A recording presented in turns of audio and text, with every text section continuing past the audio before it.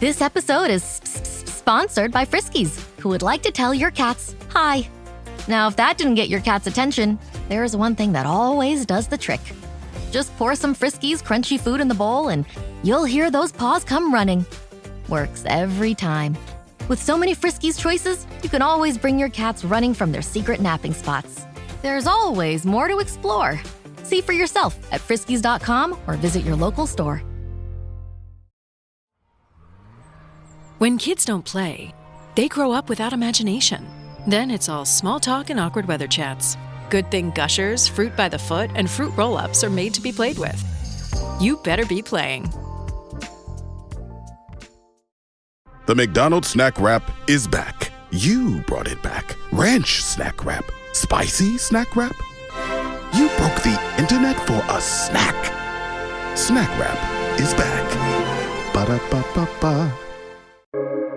Welcome to the New Books Network. I'm Chris Holmes, and this is Burned by Books. Here you'll find interviews with writers you already love, like Jennifer Egan and Rebecca Mackay, mixed in with up-and-coming voices like Alexandra Kleeman and Rumaan Alam. You'll find us wherever you listen to podcasts, but check out previous episodes at burnedbybooks.com and on Instagram and Twitter at burnedbybooks. Let's start the show.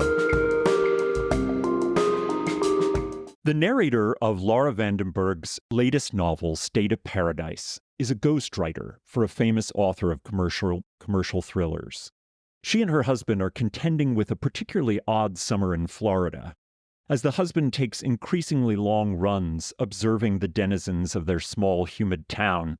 Sinkholes are opening up seemingly everywhere, an open maw into the belly of an angry planet.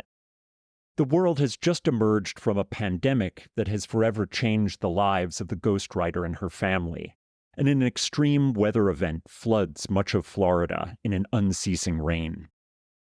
In a world that is strikingly similar to our own, including a Cro-Magnon Florida, a governor of Florida, the ghostwriter seeks portals to other moments in her life, and perhaps other parallel universes in which different choices and lives are available to her.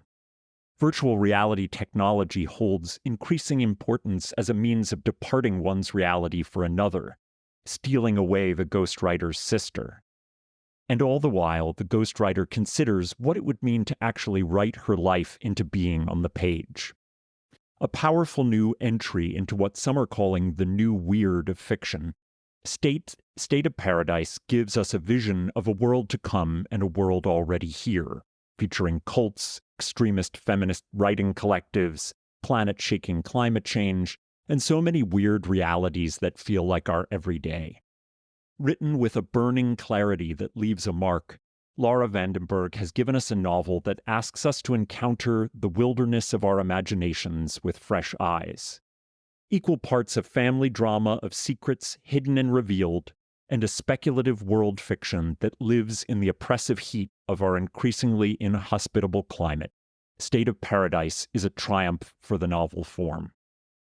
Laura Vandenberg was born and raised in Florida. She's the author of 5 works of fiction, including The Third Hotel, a finalist for the New York Public Library Young Lions Fiction Award, and I Hold a Wolf by the Ears, which was one of Time magazine's 10 best fiction books of 2020. She is the recent recipient of a Guggenheim Fellowship, a Strauss Living Award from the American Academy of Arts and Letters, and a Literature Fellowship from the National Endowment for the Arts. Her next novel, Ring of Night, is forthcoming from FSG in 2026. Welcome to Burned by Books, Laura Vandenberg. Thank you so much for having me, Chris. I'm really happy to be here. I'm thrilled that you're here. I absolutely adore this book. I'm a fan of yours already. I love The Third Hotel and I Hold a Wolf by the Ears in particular. But I wanted to start off with what is perhaps a cliche these days to say that place is often a character in fiction. But State of Paradise makes Florida such a powerful presence in the lives of its characters that the cliche becomes something new and more interesting. The narrator, our ghostwriter, says, "Florida hurt me."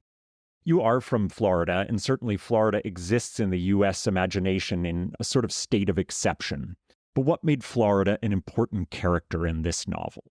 Thank you for the question. So I was born and raised in Central Florida in the Orlando area, and I left in my early 20s. And when I say left, I mean fled the state with the urgency of a person fleeing a burning house. I was in a lot of pain when I left. And my relationship with home for a long time was sort of thinking of Florida as like a hot stove. My entire family is there. So I always went back periodically to visit, but I was also in and out. And so there was this feeling of like a hot stove, I could touch down on the burner for a few seconds, but I had to pull away before I could get burned. And then in 2020, my husband and I, who's also a writer, Paul Yoon, we were in Austin, Texas for a semester, and the pandemic happened.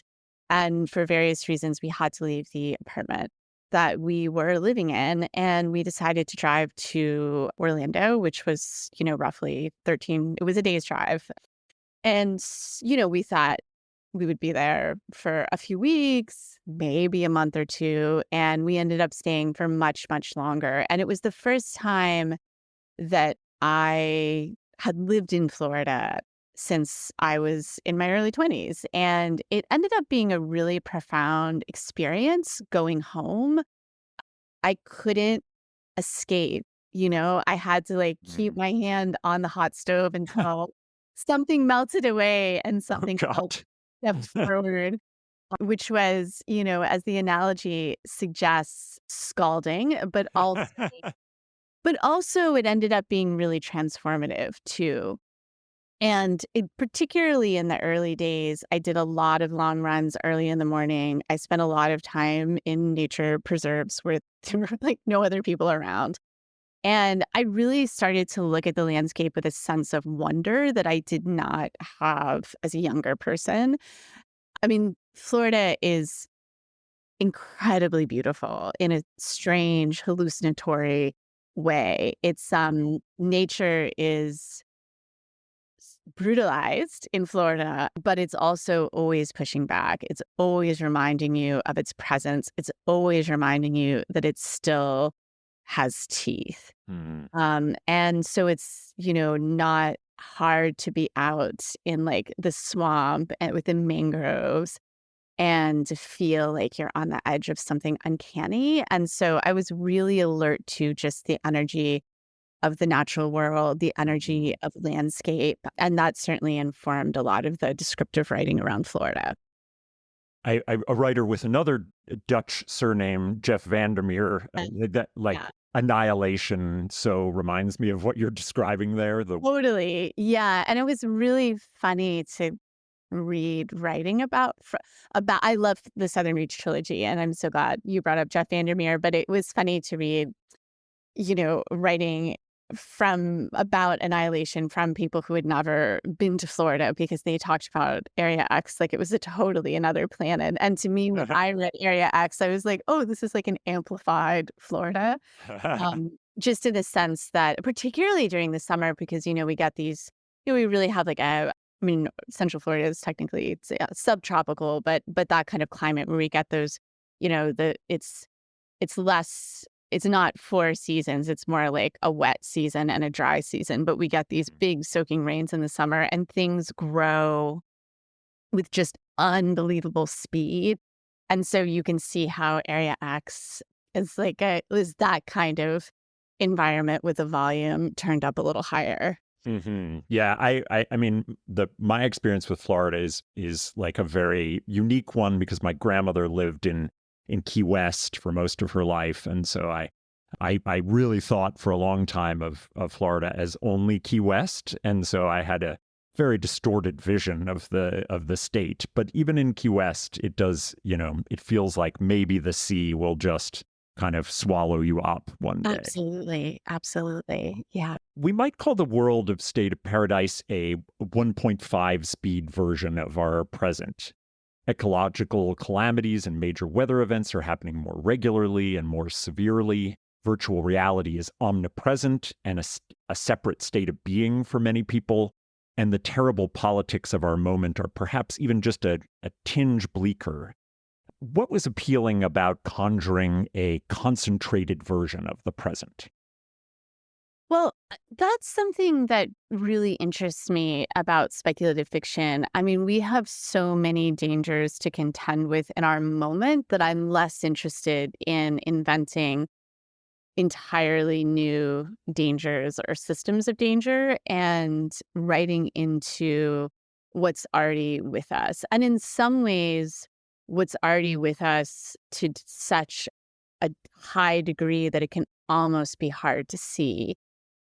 And I think what speculative fiction can do is take those dynamics that we're already living in, those systems that we're already living in, and amplify them in a way that allows us to see them with fresh clarity.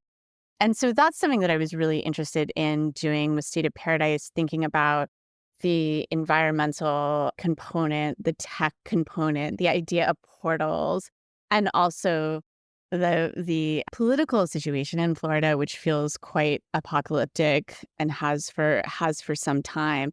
I also think a lot about, there's this moment in State of Paradise where the narrator goes through several different versions of a story that about a thing that happened to her. And she says at the end of that section, I've been telling myself different versions of this story for years, searching for the one that could match what it felt like to live it. And that, to me, is like my thesis for writing fiction and why I write fiction and what moves me about fiction as a reader. Like, that's the whole thing for me, is that you're exploring these different worlds and you're exploring these different versions in pursuit of the version that could stand a chance of matching what it felt like to be inside the experience. And so I thought so much about, there's an autofictional component to the novel. There's, as you've suggested, sort of speculative or dystopian component. And I thought a lot about the relationship between those two modes and the kind of story that they were uniquely equipped to tell together.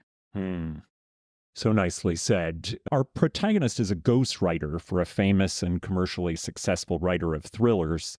She churns out formulaic plots and tropes that zip along without the friction of language play or really meaningful thinking. She longs to write with language that, quote, leaves a mark. And she imagines a novel that would grab up pieces of her life, and I think this connects very much to what you're saying, and make them comprehensible in ways that her lived reality is sometimes not. This feels like a meta-narrative for State of Paradise, which works language in so many different forms and styles in an attempt at a violent intimacy of leaving a mark on the present. Could you talk about the different layers of writing and thinking about writing that built this novel? Absolutely. I think this is so much a book about storytelling and what stories can do for us, how they can save us, how they can change us, and also the limitations of storytelling. The narrator of State of Paradise is, as you've said, a ghostwriter, and she longs to tell her own story, but she doesn't know how. And so to make a living, she uses her own language to tell someone else's story. And just as an aside, I had an acquaintance that worked as a ghostwriter for a very famous thriller author. And I like that. hearing his stories, I think it's really different if you're ghostwriting for like people who ghostwrite celebrity memoirs, where it's like you spend a lot of time with a person and you really get to know them and a kind of connection's formed. Even if you're still using your words to tell their story, it's more collaborative. And this was really like working for a kind of book farm where he would get these outlines and he would just have to, hit the marks that he was supposed to hit and send them. He never corresponded with the author, but was always sending them off to sort of a team.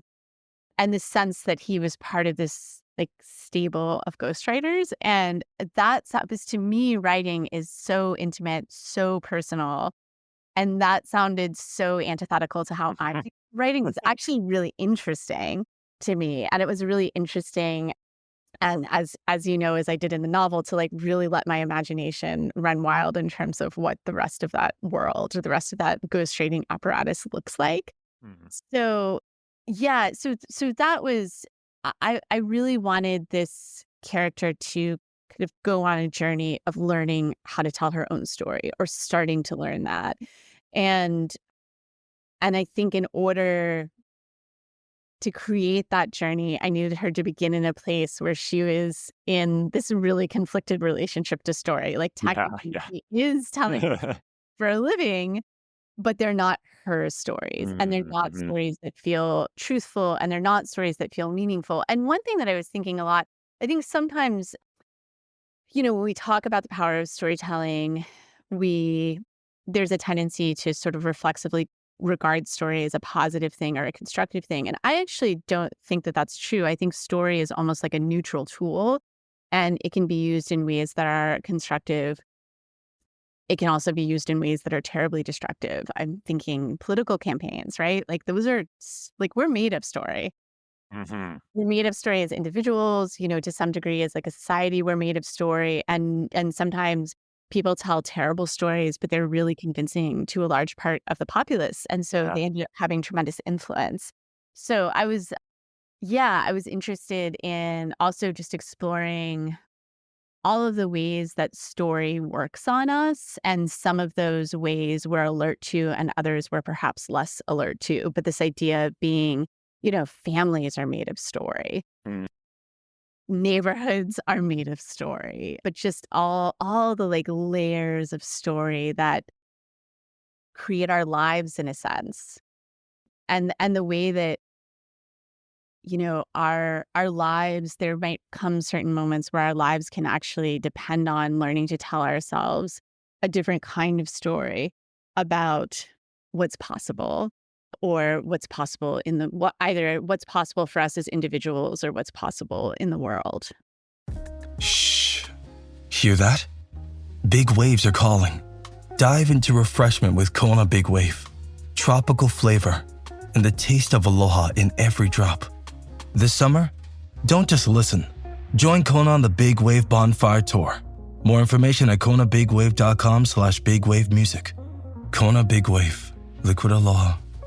Copyright 2025 Kona Brewing Co., St. Louis, Missouri. Mahalo for enjoying responsibly.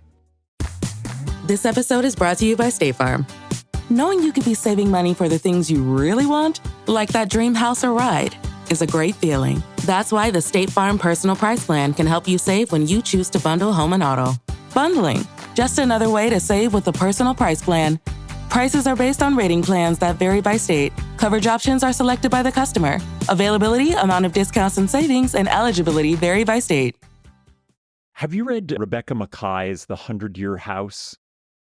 I haven't actually. It's I think it's the least read of her work, but it's Yeah. like everything she writes, it's really wonderful. Yeah, But okay. it is about a ghostwriter who sort of, or one of the characters is a ghostwriter who struggles through kind of wanting to, have language to express her own possibilities, but at the same time having to like work with these like absolute structures and tropes and on these insane deadlines. And I like that you literalize in the fantasy of the women's writer collective the idea of one of these like farms. It reminded me of like, who's the guy who's the painter of light? You've probably seen them, but there's this like very generic kind of painting of like a cottage with, light coming out the windows. And that's Oh, this whole yes. like Yes. farmed out version of art. Like a at Thomas Kincaid kind of thing. That's him. Yeah. He's Yeah. I guess his nickname is the painter of light. Okay. Yeah. But yeah, so it just like it reminds me of the ways in which like storytelling and I think this is a lot of what you're getting at is can be sometimes these sort of rote troped things like political speech is just these same stories told in slightly different order again and again in order to elicit a sort of sympathetic response.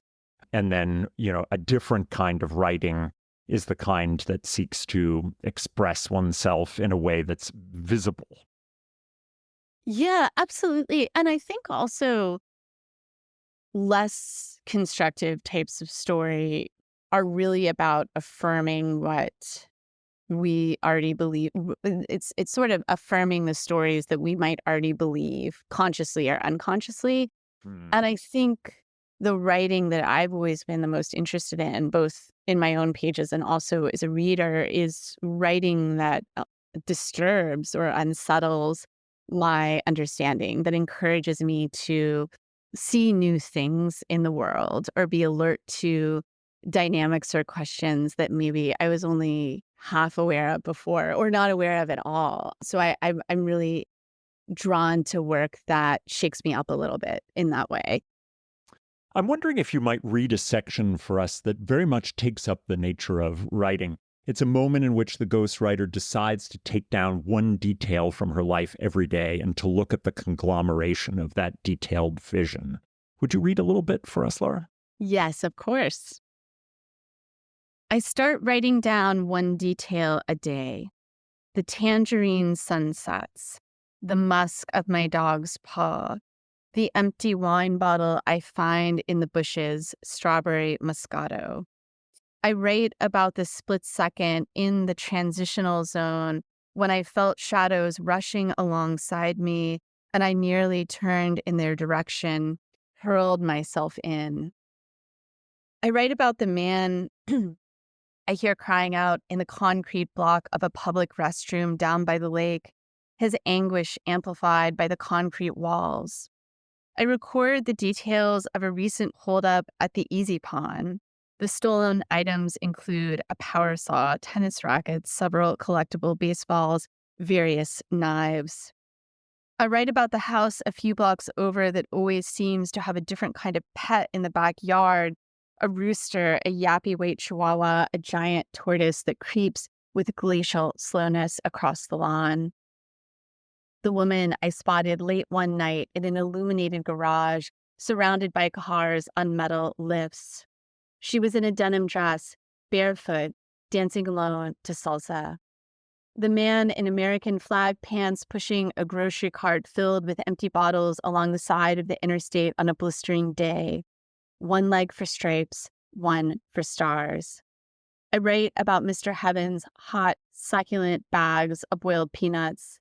I write about the knife I find sticking out of an anthill.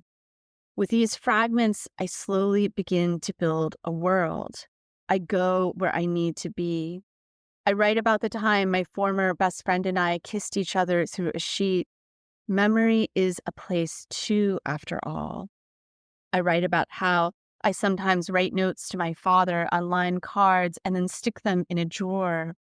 I want whoever reads this to understand that we believe in a clear line between living and dead, but at the same time, we believe that the living can speak to the dead and that the dead can hear us and even, on occasion, speak back. I do not tell anyone that I am writing these things down, not even my husband, not even my dog. Privately, I begin to think of this project as my Florida diary. I imagine people from another planet, from another dimension in space and time, discovering this document many years in the future. I imagine them using it to understand what happened. Writing a story cannot bring back the dead, but it can draw them a little closer to the world of the living. The moment I start writing about my father, he begins appearing in my dreams. He does not ask me for anything. He does not dispense orders. He just observes me from a distance, a bystander, and always I walk toward him, try to bridge the distance between us, but it is not a gap that can be closed. After these dreams, I ponder that other version of myself I saw in the hospital, who can sit at her father's bedside and read to him, and yet at the same time remain separated by a ceaseless silence. I ponder the version of myself that was lost to the wilderness, that slid into a pit and never came out. I don't need to travel to other realities to confront this self, however. She is with me every day of my life. I decide to believe that these dreams about my father are a sign that I'm on the right track. To write is to attempt to bridge the gaps that cannot ever be closed. Thank you so much, Laura. I love those details and the way in which you're conjuring a sense of what it means to write. And I'm thinking of this moment, quote, to write is to bridge the gaps that cannot ever be closed. And that's the ending line there. And I wonder what the importance of those bridges are in State of Paradise, but also perhaps their importance to you as a writer. Yeah, of course. I think there were some really, big personal questions that I was writing into with this book. One thing that the narrator is very preoccupied by is the mental health breakdown she experienced as a younger person and this long period of time she spent in an inpatient facility treatment. And I had my own lived experience maps very closely onto the narrator's. And that was a period of time, I was 15 and I was in a facility for about 8 months, which is a really long time to be. That's such a long time at 15. Oh my God. It's such a long time. And I think my experience of coming back to Florida was, I plowed forward, right? Like I went away to graduate school, when I was in my 20s and I left. And I sort of thought of that younger self as this person that I had just like smothered in a pillow and with a pillow and bolted shut in a coffin. And I was like, okay. Oh gosh, that was vivid, Laura. Yeah, like you're done and I'm just gonna move forward. And then I think coming home, it was that experience of I saw that younger person everywhere. And it was like that moment in a movie where the bolts come out of the coffin and the vampire sits up and it's like, oh no, I'm still here. And so I think like I spent a lot of time thinking about how that period of being away from the world and being in treatment shaped me as an adult. And also I really came to understand that it was a huge part, I think, of why I'm a writer. When I came out, just because I had missed this like huge gap where these kind of formative experiences are happening. I never went back to high school. I got a GED. So when I would bump into people years later and they would mention like prom or, high school graduation, it was just like I had no access to what those experiences were like. And I felt like I would forever be on the outside. And even if, as I objectively understand that that's not actually true now, by any objective measure, like there's a part of me that will always feel that way. And I think but being a little bit on the outside is a magic for a writer because it gives you a different perspective and it allows you to see things that might not be as legible to other people. I was also realized that there was a lot from that period of time that I couldn't remember. And so I was thinking, how natural to be drawn to fiction, which is all about putting events in some kind of temporal sequence. And also how natural to be drawn to speculative fiction, or the fantastic, which often takes a more elastic view of time. And treats time as sort of a more mysterious, capacious thing, something that can't always be accounted for with clocks and calendars. But I think I was trying to bridge within myself these really big gaps, gaps in memory, for example. And there's a lot. My dad died in 2019. There's a lot of my dad in this book. So thinking about also how my dad was a great storyteller, and a couple of like kind of infamous family stories are in State of Paradise. And, of course, the stories that we tell about people who aren't here anymore can't bring them back, but they can bring us closer.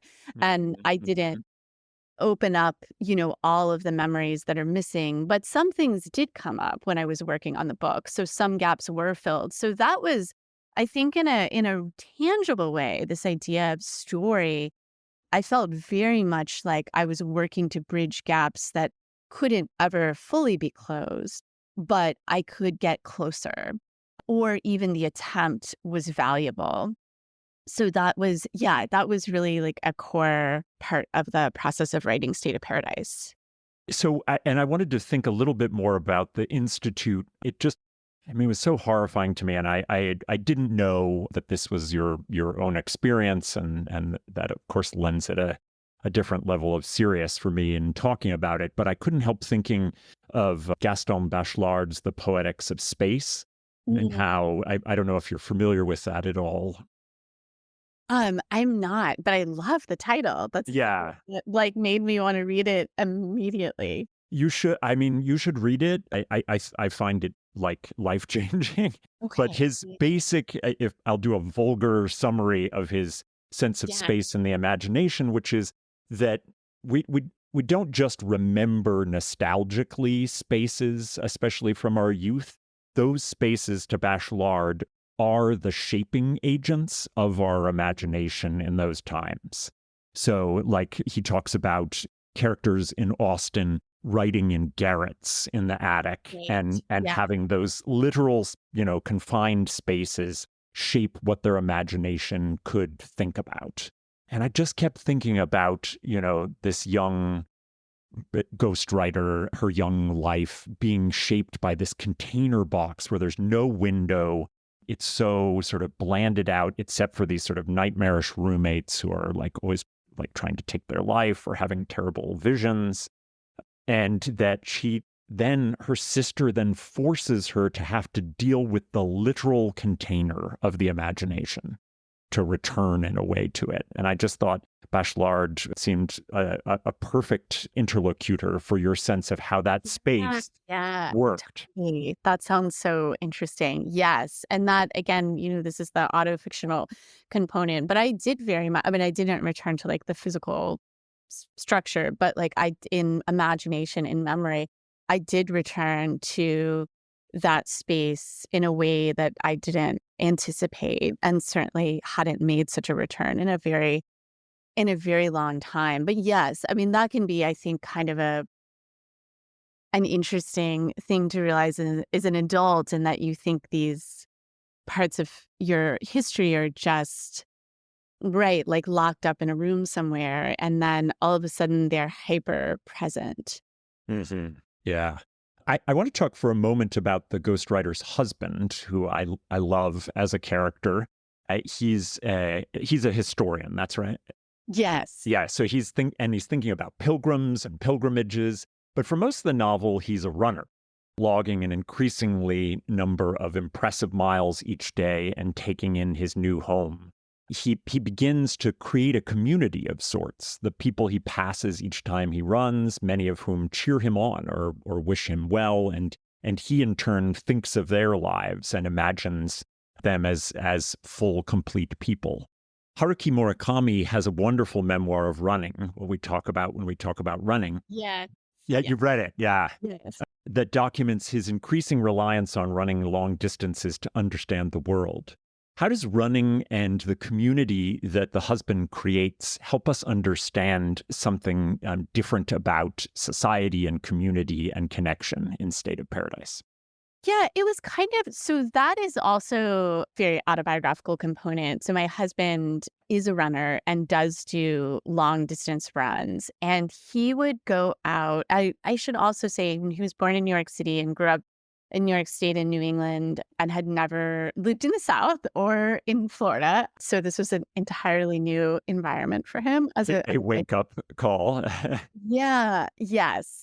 And so he would go out for these very long runs, and he would bring back the most extraordinary stories. And the novel opens with this anecdote about the running husband going out, and he's on a run, and he witnesses a man pull a knife out of his pocket and stab a truck tire. Mm-hmm. And that was the first thing that my husband saw on his first run in Oh my Florida. gosh. And I remember him coming back and being like, where have you taken us?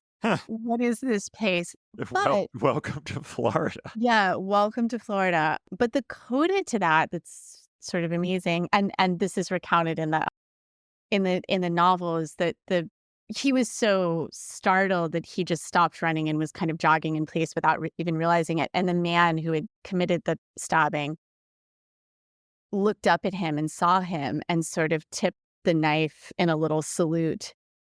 And he was like a neighborhood character. So we would see him around all the time. And my husband got to know so many people on his runs.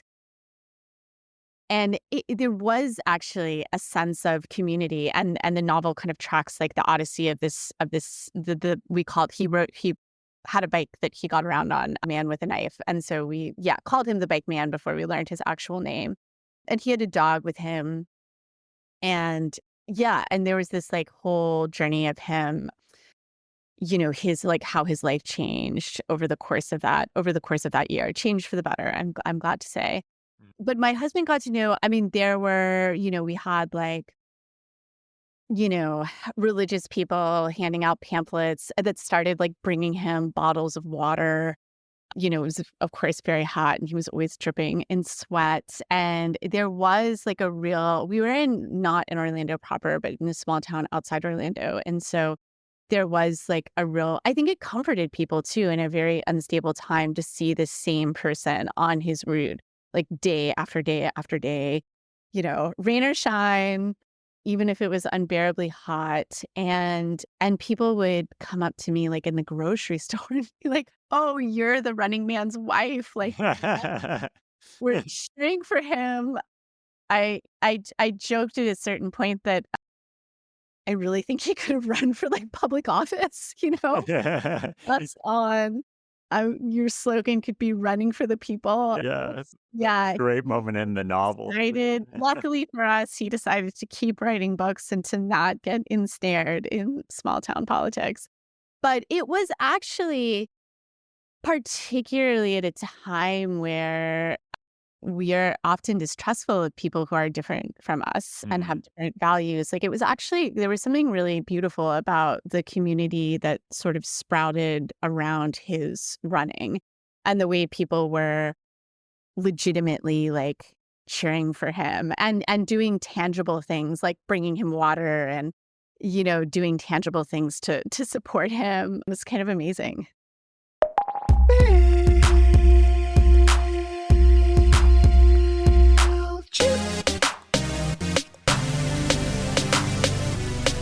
When you wanna grow your list size, pop up like it's hot, pop up like it's hot, pop up like it's hot. And when you gotta boost your revenue, pop up like it's hot, hey, pop up like it's hot, pop up like it's hot. Pick your favorite template, you can tailor to your brand. They're MailChimp-erific, you're gonna be a fan. MailChimp your marketing with our new customizable pop-ups. I'm always looking for ways to show my cat how much I love her. And with Fancy Feast Gems, I can pamper her whenever I want with a savory gravy on top of a gourmet mousse pâté. The pyramid shape makes serving simple, so all I have to do is peel and plate to make mealtime feel extra fancy. And with 2 entrees in every pack, it's easy to turn every day into the extraordinary. Fancy Feast Gems. I love that, and we need so much more of that. And maybe we're sad that we don't get him as a politician. So there's a company called ELECTRA in the novel that has created a VR device called the Mind's Eye. People in this world are disappearing into its alternate reality. The ghostwriter's sister believes that she can talk to her deceased father and that she may be able to travel to other parallel worlds with the device. There's a way in which this form of travel to another world mirrors how the ghostwriter imagines the work of writing. At one point she says, "The novel is a pretty outdated technology, but that's exactly why we need it. The form is so archaic that it can't be fucked with." How do these two forms of imaginative world-making interact and collide in the novel? Yeah. Oh, that's such a great question.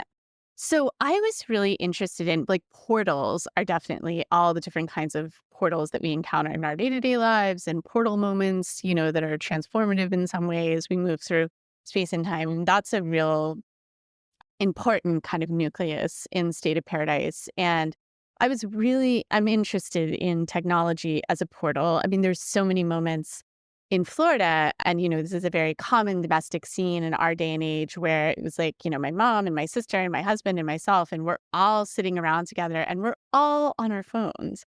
And, there's this sense that we are not here in this room, but we've gone through this portal and now we're someplace else. And this is a commonplace thing now. And in some ways it's so commonplace that we might not even be alert to it all the time. And so that was something where I saw a lot of possibility in terms of using the speculative plot with Mind's Eye and ELECTRA to amplify that dynamic and to be like, okay, what if the portal, kind of like Area X turns up the volume on this like verdant, hungry, consuming Florida nature? What if I turn up the volume on the way technology can be transporting, right? Can be portal-like to the extent where, right, people can kind of disappear into these devices, not only imaginatively, which I think we're doing all the time, but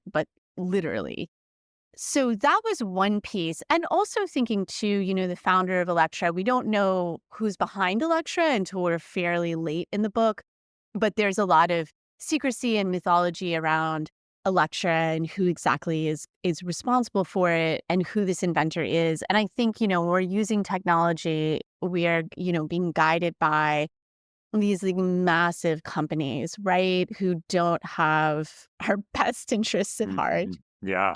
And who are building these things to, they're designed that like the more we use them, the more we want to use them.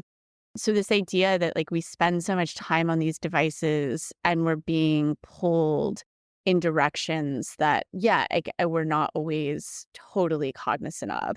And I think that for me, that contrasts with story, because story, the beautiful thing about story is that if you like believe in your story, the story that you tell yourself about your life, your story as you understand it, like no one can take that away from you. Stories are collective things, but they're also individual things. And I think we have a lot of agency over our stories. We have agency over the stories that we tell ourselves. We have agency over revising our story when it makes sense to do so. And so I think that there's, to me, something that's so moving about story is that our relationship to it can be, we have a lot of agency, and it belongs to us in a way that feels unshakable. And I think that to me is like a potent contrast between that relationship to story. And it's also ancient, right? Like it's like ever since there have been, human beings on Earth, there has been some form of narration and some form of storytelling. So it's like, like this will always be with us. This is like a fundamental human need to tell story, up there with food or whatever. And to me, that's like a really potent contrast between being in this murky, addictive tech space where our brains in some ways are being sort of taken over by these entities. I love all of that. I think that's amazing. I wanted to think for a second about the ghostwriter's mother, who has essentially at this sort of later stage in her life started a cult with a manifesto on the necessary elimination of the human race in order to make the planet a utopia, a no place for people and a burgeoning place for everything else. The cult is itself a form of portal in the way that you've been thinking about the various kinds of portals, which include everything from a drink to a emotionally loaded blindfold to the mind's eye. But this portal is a future-oriented world in which the wilderness gets its day as the protagonist of the Earth's story. So I wonder if you'd talk a little bit about this cult and its meaningfulness as a portal. Yes. So I think, a cult is definitely a portal into another world. And I should say the mother is not like a Jim Jones kind of figure. Like she's sort of, her cult is almost like accidentally founded, where she starts to just organize people in her community. And then it kind of, and she writes a manifesto. She does write a manifesto. But then it takes on a life of its own.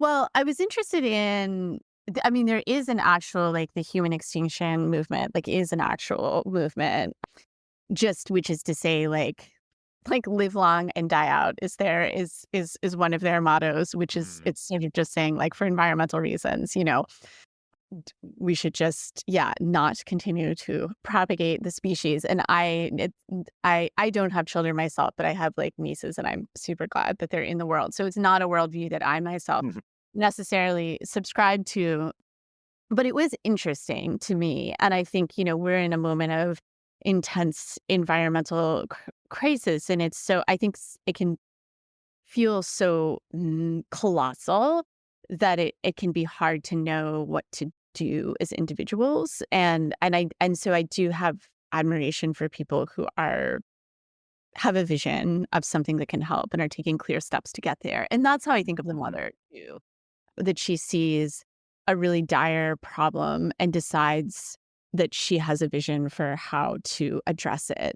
But I think, if you think about in any kind of cult system, it's like they have their own vocabulary, maybe their own way of dressing or appearing, their own way of interacting with the public, their rituals, their practices. And so it's totally a portal to another reality, right? From their perspective, reality is working on different terms than it is for everyone else. Yeah, absolutely. Laura, before I let you go, I'd love to know a little bit about what you're reading or really just loving recently that you might want to recommend. Yeah, of course. So I would love to recommend the work of Mariana Enriquez. I have read, I think, all of her books that have been translated into English. I really love her collection, Things We Lost in the Fire. And also she has this, like, big, epic, really amazing novel, Our Share of Night, that came out last year, I believe. And Mariana Enriquez has a new collection coming out a little bit later this year called A Sunny Place for Shady People. For anyone who is interested in hauntedness, before I read Our Share of Night, it was described to me as Stephen King meets Roberto Bolaño, which I was like, that's totally here for it. That sounds amazing. Yeah. And I would say the novel completely lives up to that description. So if Stephen King meets Roberto Bolaño sounds like something you would enjoy, she's really, really amazing. And her short stories are just weird and haunted and surprising and very moving. And she's also, I mean, all of her work that I've read, or almost all of it, is set in Argentina. And she's like also a great writer of place. I've actually not ever been to Argentina myself, but there are certain neighborhoods that she writes into in Things We Lost in the Fire and Our Share of Night where I feel like I have walked certain streets and, like, lived on certain blocks. So she's a really fantastic writer of place. So she's a writer that I'm always really excited to recommend. And I also, people are talking so much about Octavia Butler right now, it's like always a great time to talk about Octavia Butler. True. Because her work feels so prescient. And, there's a sense of, the future that she was writing into, like, is now our future, just in terms of temporality and also, but also, like, the events that we're experiencing and the realities that we're currently inhabiting. But I'm teaching a lecture class in the fall, and I was rereading some of her stories in Bloodchild. And I do think the novels are talked about a little bit more, but I was just reminded anew that Bloodchild is such an incredible collection. That is one of my all-time favorite story collections. And I think Octavia Butler was so gifted at writing about survival and what it takes to survive and what it means to have a gift for survival, and also what is the cost. I think her story, Speech Sounds, is a particularly brilliant example of that. I agree that it is always time for a Octavia Butler return, and Bloodchild is so extraordinary. And so many people teach it now at the university level, which is exciting because I think students just eat it up. They think it's the greatest thing ever. And I have been lucky enough to interview Mariana Enriquez, and I love Our Share of Night. And Yeah. That's and interesting. and she is such a like punk rock person and figure. But I hadn't heard the like Bolaño piece of it, and I agree. There's definitely Bolaño running around. Yeah, I think in the scope and all the different, I love 2666 is one of like my all-time favorite novels, but you think of like the different modes that book moves through. I had a friend who described it as like you're climbing Doom Mountain, where you start in this almost satirical space, kind of like light academic satire with a little thread humming in the background, and then you travel to places that are just unfathomable, from that opening section. And I think, it's obviously a very different project in a number of ways, Our Share of Night, but I think just the scope of the thing feels Bolaño-esque. Yeah, and that's a great description of 2666, which is one of my favorite novels as well. But I can't recommend enough State of Paradise by Laura van den Berg. This is one of my favorite novels of the year. I think it's just so fantastic. I mean, if you don't believe me, look at the lineup of blurbs on the back, which may be the best lineup of contemporary writers you could ever want on the back of a book. But you should run out to your local indie and get State of Paradise. You will not be sorry. And Laura, thank you so much for a really beautiful conversation. It was such a treat to get to talk to you. Yeah, thank you so much, Chris. It was great to be here.